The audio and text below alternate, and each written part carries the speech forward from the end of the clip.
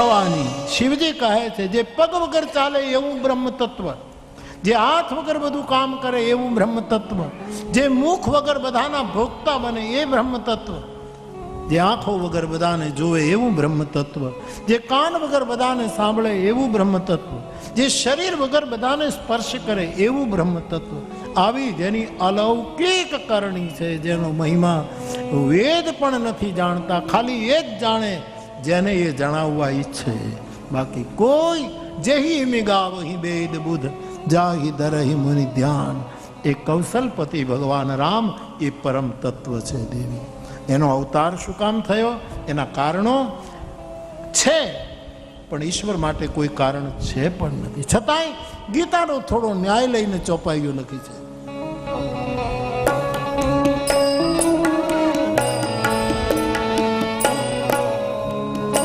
જગ જગ હો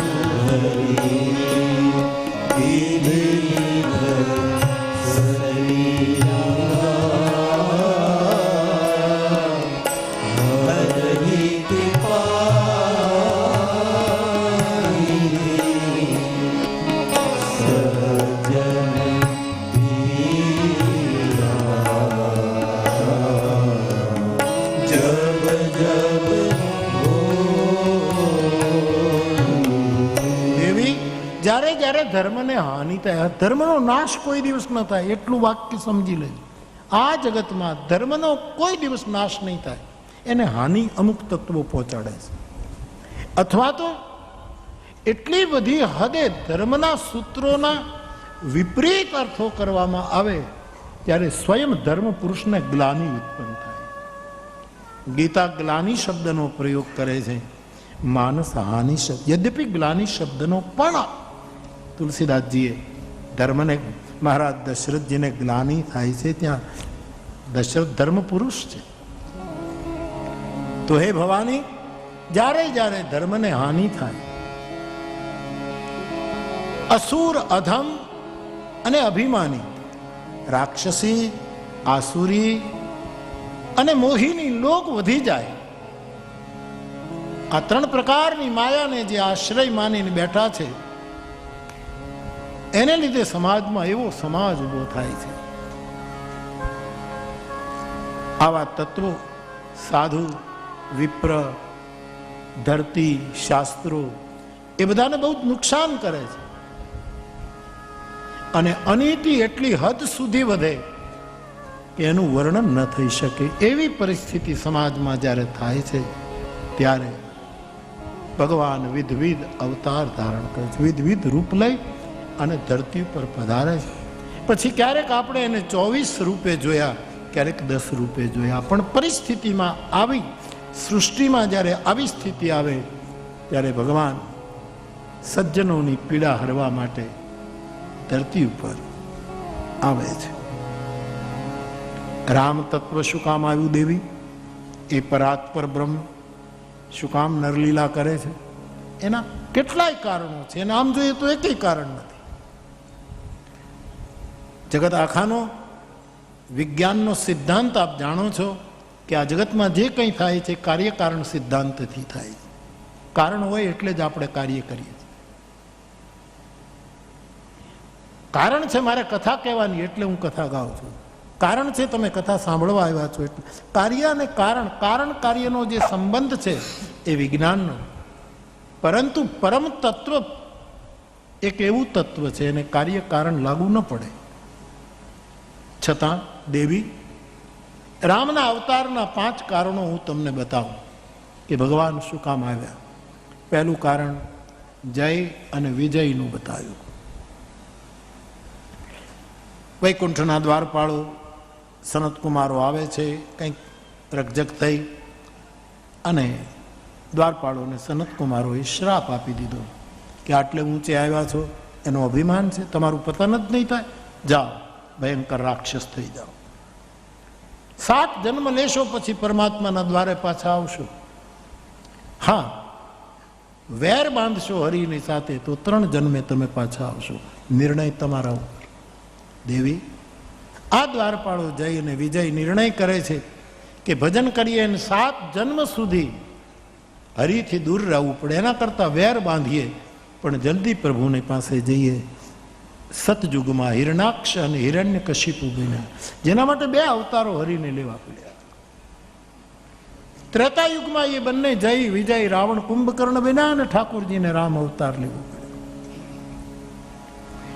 દ્વાપરમાં દંત અને શિશુપાલ બન્યા, એના માટે ભગવાન કૃષ્ણનું પૂર્ણ અવતાર ધરતી ઉપર આવ્યું. આમ 3 જન્મે એનો ઉદ્ધાર થાય છે. એક કારણ. બીજું કારણ સતી વૃંદા, જલંધરની પત્ની, બડી મહાન પતિવ્રતા. એને લીધે, એના પાતિવ્રત્યને લીધે જલંધર મરતો નહોતો. ભગવાન વિષ્ણુને થોડુંક છળ કર્યું જગત કલ્યાણ માટે, અને વૃંદાએ એને શાપ આપ્યો કે મારા પતિની ગેરમોજૂદગીમાં આપે મને છેતરી છે, તમારી ગેરહાજરી હશે ત્યારે તમારી સીતાને મારો પતિ રાવણ થઈ અપહરણ કરી જશે અને આ કૃત્યનો બદલો તમારે ભોગવવો પડશે. વિશ્વ મંગલ માટે પ્રભુએ છલ કર્યું. આમ તો છલ શબ્દ વપરાયો છે, જગતનું ભલું કર્યું, ભલ કર્યું. બાપ ત્રીજું કારણ બતાવ્યું. એકવાર નારદજીએ ભગવાન વિષ્ણુને શ્રાપ આપ્યો અને એટલે ભગવાનને રામ અવતાર લેવો પડ્યો. ભગવાનની કથા સાંભળતા સાંભળતા ચોંકી ગઈ કે મહારાજ, નારદજીએ શ્રાપ આપ્યો? કારણ કે ભવાનીના ગુરુ નારદ છે. અમારા રામાયણમાં 2 માતૃશક્તિ પ્રધાન, એક સીતા અને બીજા પાર્વતી, એ બંનેના ગુરુ નારદ છે. 2 દેવીઓના ગુરુ નારદ, 2 બાળકોના ગુરુ નારદ, પ્રહલાદ અને ધ્રુવ, 2 બાળકોના, અને 2 બુઢાઓના ગુરુ નારદ, વાલ્મીકી અને વ્યાસ, એના ગુરુ નારદ. આમ જાણે બધાને કેવું સંતુલન. નારદ બધાનો ગુરુ છે. દેવર્ષિણા ચ નારદ, મારી વિભૂતિ છે. આવું કૃષ્ણએ હસ્તાક્ષર કર્યું. તો નારદજીએ શ્રાપ આપ્યો પાર્વતીએ પૂછ્યું, નારદજી તો મારા ગુરુ છે, એ ભગવાન વિષ્ણુને શ્રાપ આપે? મારા ગુરુ કોઈ દિવસ શ્રાપ આપે? નક્કી જો ગુરુનો કેવો પક્ષ લીધો. નક્કી વિષ્ણુ ભગવાને કંઈક ભૂલ કરી હોવી જોઈએ, બાકી મારો ગુરુ તો ભૂલ કરે. આ ગુરુ પક્ષ છે, આ ગુરુ તરફની નિષ્ઠા છે. બોલે દેવી, તમારા ગુરુ ભૂલ ન કરે? ના ના ના, એ મહાજ્ઞાની છે, વિષ્ણુ ભક્ત છે, જ્ઞાની છે, એ ભૂલ ન કરે. ત્યારે શિવજી હસતા હસતા કહે, દેવી, આ દુનિયામાં જ્ઞાની મૂઢ ન કોઈ જ્ઞાની નહીં, કોઈ મૂઢ નહીં. તો દુનિયામાં તો મૂઢો પણ દેખાય છે અને જ્ઞાનીઓ પણ દેખાય છે. બોલે તમે કહો છો કોઈ નહીં, જગતમાં કોઈ મૂઢ નથી, કોઈ જ્ઞાન નથી. તો ઈશ્વર જ્યારે જેને જેવો બનાવે એવો આ જીવ બની જાય, બાકી નથી કોઈ જ્ઞાની, નથી કોઈ મૂઢ. એક સમય એવો હતો કે અમુક પ્રદેશોમાં મંદિરમાં મૂર્તિની પ્રતિષ્ઠા થાય ને સાહેબ, તો આ પાંડુરંગ દાદા દ્રષ્ટાંત આપતા, જેનું છે એનું નામ લઈ લો. પાંડુરંગ દાદા સ્વાધ્યાયનું આટલી મોટી અદ્ભુત પ્રવૃત્તિ કરી, દાદાએ કરાવી. એનું એ કે ગધેડા ઉપર મૂર્તિ મૂકવામાં આવતી. મંદિરમાં મૂર્તિ થાય એને લઈ જવા માટે ગધેડું. આમ તો ગધેડું સૂફીઓનું વાહન ગણાય, અને ગધાડું ઉદાસીનતાનું પ્રતીક છે. ઉદાસીન ઉકરડા ઉપર એવી રીતે ઊભો હોય કે આપણને એમ થાય આની પરિક્રમા કરીએ, એવું એવું બહુ શાંત, ન કોઈ વેરી, ન કોઈ મિત્ર, કાંઈ નહીં. પ્રજાપતિને ઘરે એનો નિવાસ. અને પ્રજાપતિ આપણે ત્યાં કુંભકાર જે છે અમારે જૂના જમાનામાં ગામડાઓમાં સાધુ સંતો પ્રજાપતિને ઘરે, કારણ કે એ પ્રજાપતિ સર્જક છે, એને ઘરે ચાકડો છે, એને ઘરે નવા નવા ઘાટ ઘડાય છે, એટલે સાધુના ઉતારો કુંભારને ત્યાં ગણાતા. કેટલાય પ્રજાપતિ ભાઈઓના સંગઠનો છે દેશમાં, એનો આખા સમાજ, એ બધા મારી પાસે આવે, બાપુ તમે એટલું બધું અમારું સન્માન કરો, અમારા સમાજને એક કથા આપો ને. મોરારી બાપુની કથા સાંભળાય, કરાવાય નહીં. વિનુભાઈ મહેતા એવું કહેતા, બાપુની કથા સંભળાય. કેટલું મોટું કરવું પડે તમે કલ્પના કરો. એના કરતાં કાંઈ કરવું ન પડે, શાંતિથી જ્યાં જગ્યા મળે બેસીને 9 દિવસ સાંભળી લો અને તણટાણા જમી લો, કાંઈ કરવું જ ન પડે છે. વધારાનો શેરડીનો રસ પીતા જાય, કરાવાય નહીં કથા. નાની એવી સત્યનારાયણની કથા કરાવી દે કે અમારા માંડવાનો ન. અને પુરુષ હોય સત્યનારાયણની કથા પુરુષ કરાવે, અને બહેનોને મનોરથ થાય તો રાંદલ તેડવા, એમાં બધું આવી જાય. ડબલ લોટે રાંદલ તેડી નાખે એટલે આપણા ઘરનું સત્કર્મ પૂરું થાય. બાકી કરાય. આ કેમ થાય સાહેબ, તમે કલ્પના કરો. પહેલાં એ સપનું લાગે કથા થશે ખાંડામાં, આટલું મોટું મેદાન મળશે, લોકો સાંભળવા આવશે, આટલી મોટી વ્યવસ્થા થશે, પાણીનો પ્રોબ્લેમ છે, આ છે, રસ્તાનો આમ થશે. પહેલાં સપનું લાગે, પછી 9 દિવસની કથા થાય ત્યારે બધું સત્ય લાગે, અને પૂરું થાય ત્યારે એમ લાગે કે આ તો સપનું હતું, ખબર ન રહી, એમ થઈ ગયું. એવું આ સત્કર્મ જે છે એ જરા પહેલું છે. તો ગધેડા ઉપર મૂર્તિ હોય ને મંદિરમાં લઈ જાય એટલે ગધેડું તો ભાડે કર્યું હોય, હવે આ મૂર્તિને લઈ જવાની છે, અને ગધેડું પૂજાય એટલે એને બધા અવિલ ગુલાલ નાખે, ગધેડાને હારમાળા પહેરાવે. પાંડુરંગ દાદા પાસેથી સાંભળેલું રાજુલાની શિબિરમાં, તો માળા પહેરાવે.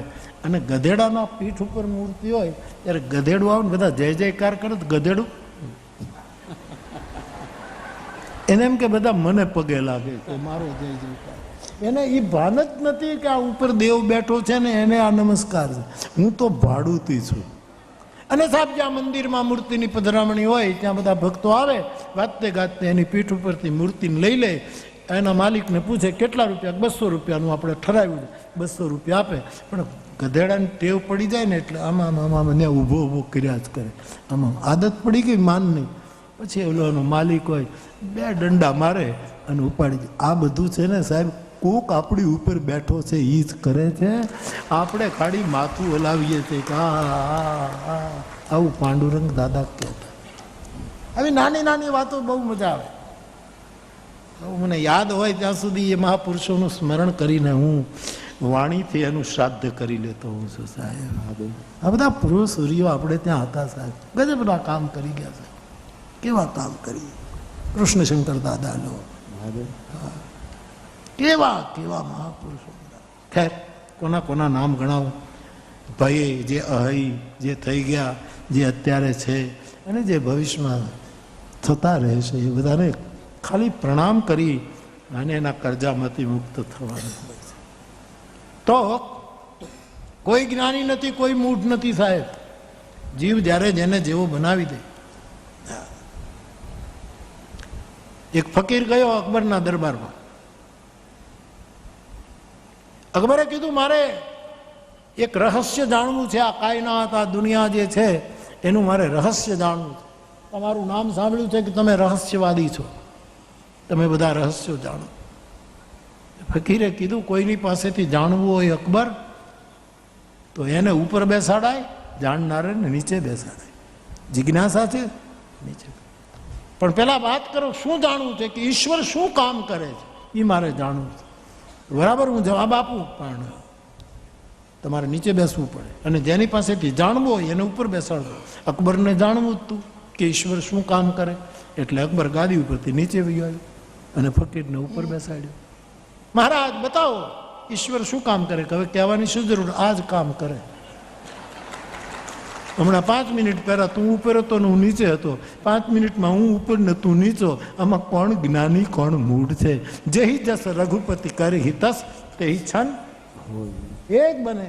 આમાં જરાય આપણે કાંઈ જરાય વેલું કરવાનું નથી. અને એક વસ્તુ સમજી લઈએ કે જ્યારે કથા અસ્તિત્વમાંથી અમુક પ્રદેશમાં ઉતરવાની હોય ને પછી આપણે નિમિત્ત બનતો હોય. આપણે ન હોય ને તોય થઈ જાય. પછી એ આપણે ધ્યાન રાખવું. ન હોઈએ તો આપણે તો પ્રવાહમાં આવી ગયા એ પરમાત્માની કૃપા કે આપણને હરિય નિમિત્ત બને. બાકી જ્યારે કથા દેવીનું અવતરણ ધરતી ઉપર જે ખંડમાં થાય ત્યાં અસ્તિત્વ કામે લાગે છે. આપણે ન હોય તોય થઈ જાય. ઘણા મારે શરૂઆતમાં ઘણા લોકો કથા લઈ જાય, ગામમાં ફાળો કરે અને પછી કહે કે કેમ થશે કેમ થશે. એ આખી કમિટી બદલી જાય ને બીજી કમિટી કથા કરાવી જાય. હા, ત્યારે એમ લાગે કે કોઈ નથી કરાવતું, કોઈ કાંઈ કરતું નથી. આ બધું તો થાય, આ બધું થતું.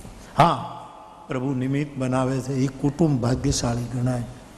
એ કુટુંબ તો બાપ નારદે શ્રાપ આપ્યો, ભગવાનને મનુષ્ય બનવું પડ્યું.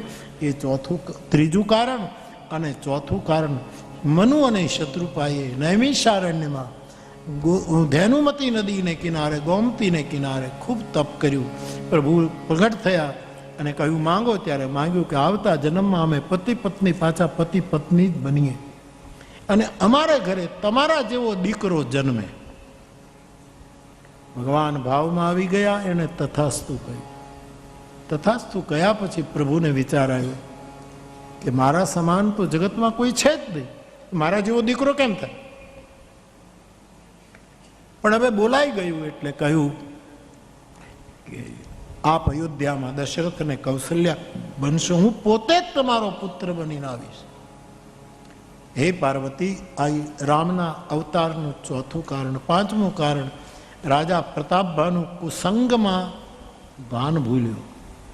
બ્રાહ્મણોને જમવા બોલાવ્યા અને બ્રાહ્મણોને ભ્રષ્ટ કરવા માટે એણે રસોઈમાં એક કપટ મુનિ, એને ઓળખી શક્યો નહીં રાજા, અને એણે એવી રસોઈ કરી કે એમાં જે બ્રાહ્મણો ખાઈ ન શકે એવી વસ્તુ નાખી દીધી. હું ફરી એક વખત કહું છું, ગઈકાલે કીધું તો અવસર છે, ન ખાવાની ચીજ ખાવાની બંધ કરજો. આ છાપામાં છે એક ઈંડું કેટલા હજાર રૂપિયામાં વેચાણું. એક ઈંડું, ખબર નહીં કેવું ઈંડું હોય છે. આજના છાપામાં વાંચી લેજો સાહેબ.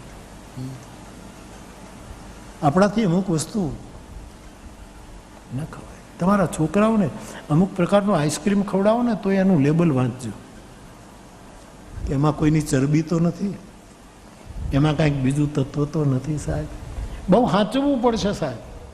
હું તો આ 9 દિવસનો ફેરો મારીને જતો રહીશ, પછી તમારે આ બધું કરવું પડશે, આ બધું નિભાવવું પડશે. અને આ જે નાના નાના ફળિયાઓમાં અને આજુબાજુમાં જે નાના નાના દેવસ્થાનો છે, એ દેવસ્થાનોમાં જે બેઠા હોય એણે અઠવાડિયામાં એકાદ વખત બધાને ભેગા કરીને આ બધું વસ્તુનું સ્મરણ કરાવવું પડશે. તો આ લાંબુ આની ગતિ વધશે. આ કાલે 12 વાગે મારું પૂરું તમારું પૂરું એમ કરીને હવે પૂરું નથી કરવું. હરિકથા અનંત છે, એને નિરંતર રાખવાની છે. આપણે સાહિત્યકારો નથી કહેતા કે ચોમાસાનો સમય હતો, સુતારનું ઘર હતું અને એક માણસ પોતાનો દંતાળ રિપેર કરવા માટે હુતારને ઘરે ગયો કે દંતાળનો પાયો નાખી દે ખેતરમાં વાવણી કરવા માટે, તો વાવણી થઈ જાય એટલે બિચારાનો એક પાયો ઓલો થઈ ગયો હતો. એટલે હુતારને ત્યાં ગયો કે મને આ કરી દો ને. તે ગણેશભાઈ સુતાર અમારા ગામમાં હતા, તો એ ગણેશ લખમણ એવું એનું નામ હતું. એના છોકરાઓ અહીંયા સેવામાં આવ્યા છે, છોકરાઓ હરિભાઈ જાણે ગણેશ ઉતાર. તો પેલા કીધું પણ મારા માં બહુ બીમાર છે ઓરડામાં, આમ લગભગ છેલ્લી અવસ્થા છે, હું અત્યારે ક્યાંથી તમારું આ દંતાલ રિપેર કરું? ભાઈ સાહેબ હું જાણું છું મોસમ જાય છે, પણ મારી માં અત્યારે આમ છેલ્લી ઘડી. તો કે નહીં શું થયું છે? માં બહુ મુશ્કેલીમાં છે અને આખા ધ્રુજે છે. હા, ધ્રુજે છે, ક્યારે વયા જાય ખબર. તો હું એનો હાથ પકડીને બેઠો છું, આમાં કોડમાં આવીને હું ક્યારે બધું કરું? તો કે એ માળીનો હાથ હું પકડી રાખું. ઓલો ખેડૂત કે હવે ખેડૂતનો હાથ એ અંદર ગયો ઓરડામાં, માળીનો હાથ પકડી રાખ્યો. ખેડૂતનો હાથ તો મજબૂત હોય. માળી બીમાર, કંપ છે, હવે બિચારી દુર્બળ પડી ગઈ, 100 વર્ષની આસપાસ, અને ખેડૂત એ તો જોરથી હાથ પકડ્યો છે હાથ. એટલે બસ આ તમે દાંતો નાખી દો. એને પહેલાં કીધું કે શું મારી માનો હાથ પકડી રાખું. એ 15 મિનિટમાં ઓલા દાંતો મારી દો અને કીધું કે ભાઈ વડીલ કરશન કાકા, હા આ તમારું કામ પૂરું. એટલે કરશન કાકાએ કીધું તારું કામ પૂરું. એવો હાથ દબાવ્યો, ડોશી ગુજરી ગઈ. જોરથી હાથ દબાયો. ઓલો કે તારું કામ પૂરું, ના તારું કામ પૂરું. બાપ, આપણે કામ કરવું પડશે. કાલ પછી આ પૂર્ણાહુતિ નથી, આનો સ્વાધ્યાય કરવો પડશે અને થોડુંક આગળ વધારવું પડશે. ત્યારે એના પરિણામો આપણે મીઠા ભોગવી શકીશું. આપ કરશો એવી શ્રદ્ધા સાથે આગળ વધો. તો બાપ, પાંચમું કારણ, રાજા પ્રતાપભાનુને બ્રાહ્મણોને ભોજન, એક સંવતનો સંકલ્પ કર્યો. 1 વર્ષ સુધી બ્રાહ્મણોને જમાડવાનો પ્રતાપભાનુનો સંકલ્પ હતો. અને રોજ 10,000 બ્રાહ્મણોને જમાડવાના સાહેબ. એમાં પેલો કપટમુનિ જે રાજાને ભ્રમિત કરી ગયો, એણે અનેક ન ખાવાની ચીજ નાખી દીધી. બ્રાહ્મણો ભોજન કરવા માટે બેઠા છે, શ્લોકોનું ગાયન કરી, પંચકવલ કરી, અને જ્યાં ભોજનનો કોળિયો બ્રાહ્મણોએ ઉઠાવ્યો. બ્રાહ્મણો તો ધર્મનો રક્ષક છે. આકાશમાંથી આકાશવાણથી બ્રાહ્મણો ભોજન કરતા નહીં, તમારો ધર્મ ખલાસ થઈ જશે. ઉભા થઈ થઈને ઘરે જતા રહો. બે પ્રબૃંદ ઉઠી ઉઠી ગૃહ જાહુ, તમારે ઘરે જતા. હે બડી હાનિ, બહુ મોટી હાનિ થશે જો તમે આને અન્ન માનીને ખાશો. આ શાકાહારી ભોજન નથી, આમાં મૃગલાઓનું આમિષ રાંધવામાં આવ્યું. હાહાકાર થયો. 10,000 બ્રાહ્મણો ઊભા થઈ ગયા. ઈશ્વરે અમારો ધર્મ બચાવ્યો. તું અમને ધર્મ ભ્રષ્ટ કરવા માંગતો હતો. આક્રોશમાં આવેલા બ્રાહ્મણ દેવતાઓએ શ્રાપ આપ્યો છે, 1 વર્ષમાં તારો નાશ થઈ જશે. તારા કુળમાં કોઈ પાણી પાનારું નહીં બચે. ઈશ્વરે અમારો ધર્મ બચાવ્યો. ધર્મનું રક્ષણ આપણે કરીએ તો ધર્મ આપણું રક્ષણ કરશે. હે પાર્વતી, શિવજી કથા કહે છે, આ પાંચમું કારણ. પ્રતાપભાનુ બીજા જન્મમાં રાવણ બન્યો, એનો ભાઈ અરિમર્દન બીજા જન્મમાં કુંભકર્ણ થયો. એનો ધર્મરુચિ નામનો એક મંત્રી હતો, એ બીજી માતાને પેટે જન્મી અને વિભીષણ થયો. રામકથામાં રામના અવતારની કથા ગાતા પહેલા રાવણના અવતારની નોંધ લીધી છે. કાગભૂસુંડીજી રાવણને પણ અવતાર કહીને સન્માનિત કરે છે. તો બાપ, ત્રણેય ભાઈઓએ બહુ તપ કર્યું. રાવણ, કુંભકર્ણ અને વિભીષણે. એકે સત્વગુણી વરદાન માંગ્યું, એકે રજોગુણી માંગ્યું, એકે તમોગુણી માંગ્યું. એટલી મોટી શક્તિ અર્જિત કરી આ દેવતાઓ પાસેથી આ ત્રણેય ભાઈઓએ. અને પછી આખા જગતને ત્રાસ આપવા લાગ્યા. જગત આખું રાવણને લીધે ભ્રષ્ટાચાર યુક્ત થયું. ધર્મની વાત કોઈ સાંભળવા તૈયાર નથી. કોઈ કહે કે ફલાણી જગ્યાએ ધર્મની વાત થતી હતી અને 5 જણા સાંભળતા હતા. એ રાવણને ખબર પડે એટલે આખા ઘરને હળગાવી મૂકે. ધર્મ સુનીએ નહીં કાના. વેદ પુરાણ કહે એને દેશ નિકાલો આપવામાં આવ્યા છે. ધરતી અકળાઈ ગઈ. ગાયનું રૂપ લીધું છે ધરતીએ. ઋષિમુનિઓની પાસે જઈને ગાય ભાંભરી કે મારા ઉપર જે 18 વનસ્પતિ, આટલા પર્વતો, આટલા સમુદ્રો, આનો વજન નથી લાગતો જેટલો પરદ્રોહીઓનો વજન લાગે છે.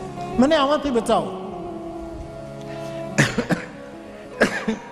ઋષિમુનિઓએ કહ્યું, રાવણના ત્રાસને લીધે અમારા ચિંતન મનન અટકી પડ્યા છે. અમે બોલી તો શકતા નથી, લખી શકતા નથી, ધર્મોપદેશ કરી પણ ધર્મ વિશે વિચાર પણ નથી કરી શકતા. આટલો મોટો ત્રાસ રાવણનો થયો. બધા દેવતાઓની પાસે ગયા, બચાવો પૃથ્વી અને ઋષિમુનિઓ. દેવતાઓએ કહ્યું કે રાવણ ગદા લઈને આવે ત્યારે અમે પર્વતની ગુફામાં સંતાઈએ. અમારું હવે અમારા પુણ્ય ખતમ થયા છે. બધા બ્રહ્માની પાસે ગયા છે, કારણ કે આ રાવણ, કુંભકર્ણ અને વિભીષણને વરદાનો શિવ અને બ્રહ્મા સાથે મળીને આપે છે. તેથી બ્રહ્માને ત્યાં ગયા. હે પિતામહ, બચાવો. અને બ્રહ્મા સબ જાના મન અનુમાન મોરે કછુ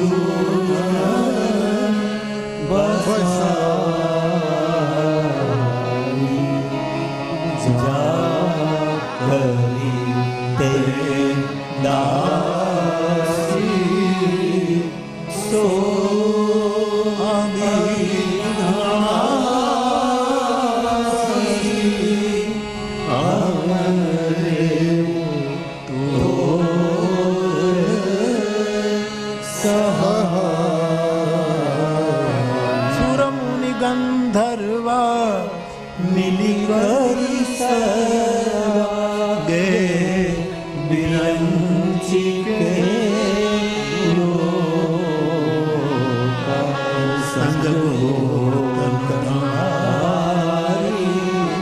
ભૂમિ વિચારી પરમ વિકલ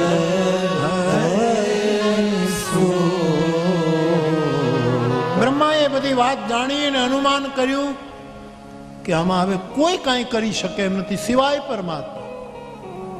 પૃથ્વી, તને અને અમને બધાને જેણે બનાવ્યા છે એની શરણે આપણે જઈએ તો જ આમાંથી બચી શકાય. બ્રહ્માની આગેવાનીમાં શિવ પણ મોજૂદ છે, તમામ દેવતાઓ, ઋષિમુનિઓ અને પૃથ્વી ગાયના રૂપમાં પરમાત્માની આર્ત સ્વરે સ્તુતિ કરે છે કે હવે આપ અમને આમાંથી બચાવો. તુલસીદાસજીએ સ્તુતિ માનસમાં લખી છે, એના 2-3 બંધનું આપણે ગાયન કરીએ.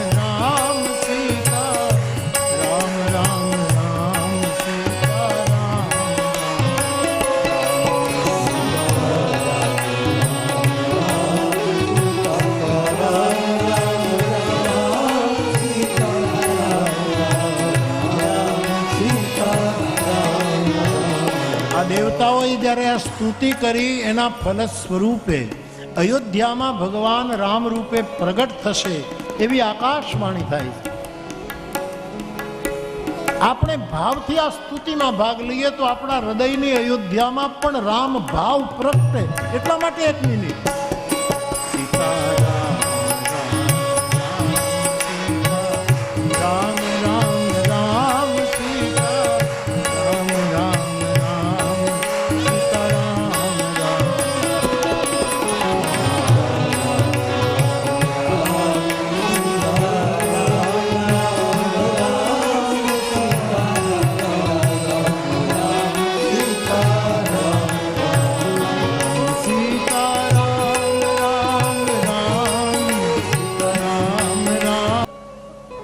કે હવે તો ભગવાન પ્રગટ થશે. તો ભગવાન પ્રગટ થાય એટલે આપણે કંઈ નહીં કરવાનું. આજ સુધી આપણે ભોગ ભોગવતા રહ્યા એટલે રાવણના આપણે માર ખાધા છે. આપણામાં એમ કે અમે સુંદર છીએ, અમે તો ભોગ ભોગવવાના અધિકારી છીએ.